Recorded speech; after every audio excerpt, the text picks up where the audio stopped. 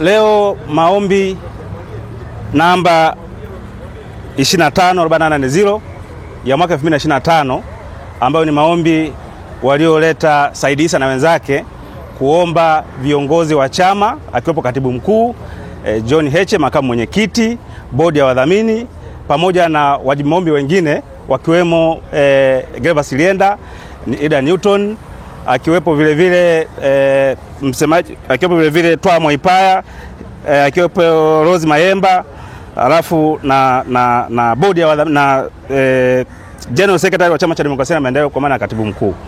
Maombi haya yanaitwa maombi ya contempt of court, kwa maana wamedharau amri ya mahakama.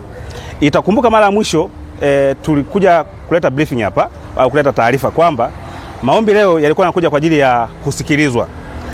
Na kwa mara ya kwanza yalikuja tarehe 15 mwezi wa 10 mwaka 2025, na mara ya pili tukaja mahakamani tarehe 22 mwezi wa 10 2025, na leo ni tarehe 24 mwezi wa 10 mwaka 2025. Siku ya kwanza maombi haya yanakuja hapa mahakamani, sisi upande wa wateja wetu tuliomba waleta maombi waje wahojiwe maswali ya dodoso, lakini jaji alikataa, akapanga tarehe 22 kwa ajili ya kusikilizwa. Na tuliomba maombi hayo kwamba tuje tuwaulize maswali ya dodoso baada ya kuona kuna mapungufu ambayo yapo kwenye hati zao za viapo. Sasa ili kuweza kutafuta au kupata ukweli zaidi, ilibidi tuombe, na sheria inaruhusu. Tulishafanya hivyo kwenye kesi ya kina Halima Mdee, waliitwa wakaulizwa maswali ya dodoso, wote waliitwa kina Halima Mdee. Lakini hata hapa tukaomba baada ya kujiridhisha kwamba kuna vitu ambavyo vya msingi vinatakiwa wavizungumze mahakamani na mahakama ipate ukweli wa jambo lenyewe, kama kweli hawa wajibu maombi wamekiuka amri ya mahakama au hawajakiuka amri ya mahakama. Lakini jaji akasema sio lazima, kwa hiyo napanga kesi tarehe 22 kwa ajili ya kusikiliza. Tumefika tarehe 22, bahati nzuri sisi kabla tarehe 22 tukawa tumefungua marejeo mahakama kuu. Kwa maana tuliomba, na hapa naomba ieleweke vizuri, tuliomba mahakama ya rufani iweze kupitia mwenendo, sio amri. Hatukuomba kupitia amri, hatukuomba kupitia ruling. Tuliomba mahakama ya rufani ipitie mwenendo wa tarehe 15 wa kitendo cha jaji kukataa kuwaita waleta maombi na kuulizwa maswali ya dodoso ili mahakama iweze kupata ukweli. Na baada ya kupeleka hayo maombi mahakama ya rufani, tarehe 22 tukaja tukatoa taarifa kwamba mheshimiwa jaji, tumepeleka maombi mahakama ya rufani kwa maana notice of motion, na tumeomba mahakama ya rufani ipitie mwenendo wa tarehe 15 mwezi wa 10 2025 kama ni halali au kama sio halali mahakama itatamka, mahakama ya rufani. Tulivyo taarifu mahakama, jaji akasema tuweze kuingiza kwenye mfumo kabla tarehe ya leo, na kwa bahati nzuri tarehe 20 tukaingiza hayo maombi ili mahakama iangalie au jaji ajiridhishe kwamba kweli hayo maombi yapo au hayapo. Tulivyoingiza kwenye mfumo tarehe 20, tumefika leo tukamwambia jaji kwamba utaratibu wa kisheria, kunapokuwa na maombi mahakama rufani, mahakama ya chini inatakiwa itulie, isijadili chochote mpaka maamuzi ya mahakama ya rufani yatakapotoka. Na tukampa kesi, tukampa sheria nasemaje, na nyaraka hizo zimegongwa na muhuri wa msajili, naibu msajili wa mahakama kuu hapa.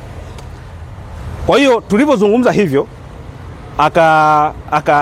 akatoa hairisho kidogo kwa upande wa maombi hayo kwamba akajiridhishe, then anakuja kutoa uamuzi. Lakini kabla hajatoa hairisho, itakumbuka vile tarehe 22 kulikuwa kuna amri nyingine ya wajibu maombi ambao namba 1 John Wegesa Heche, Rose Mayemba, Brenda Rupia, Ida Newton, Twa Moipaya, Gervas Lienda.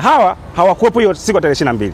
Mahakama ikatoa amri kwamba itangazwe kwenye gazeti, na tarehe 24 leo kesi au maombi haya yatakuja kwa ajili ya kusikilizwa.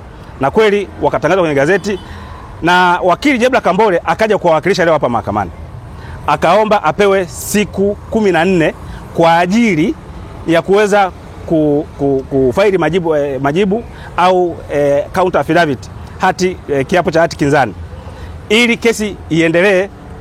Sasa kulikuwa kuna maombi mawili hapa, maombi ya Jebla Kambole wakili ili kuweza kujibu maombi haya ya waleta maombi, lakini kulikuwa kuna ombi la kusitisha kesi hii au maombi yasiendelee mpaka uamuzi wa mahakama ya rufani.